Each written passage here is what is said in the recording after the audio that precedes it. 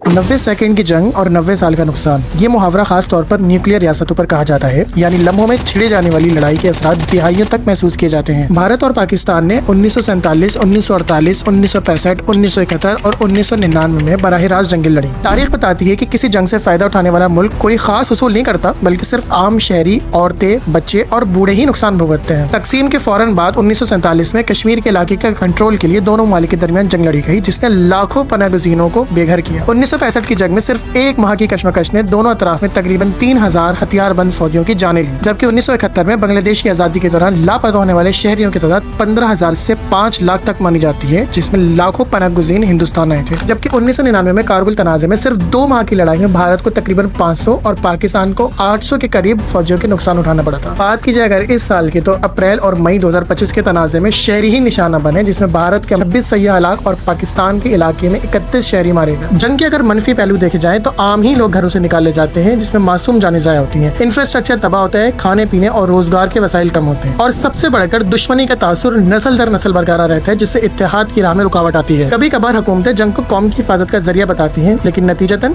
मालियाती दबाव और जाती नुकसान आवाम का होता है। जरूरत इस बात को समझने की है कि सरहद के पीछे रहने वाले दुश्मन नहीं, बल्कि नजरियात के एतबार से मुख्तलिफ हो सकते हैं, मगर वो भी किसी के बेटे, बाप और शौहर हैं। जंग के बाद नुकसान सबका होता है। बकौल शायर के कि दिल्ली की खैर हो लाहौर की तरह, बसता रहे पड़ोस भी आंगन के साथ साथ। आपके ख्याल में जंग के मनफी असरात को मद्देनजर रखते हुए अमन की राह पर कितनी तवज्जो देनी चाहिए?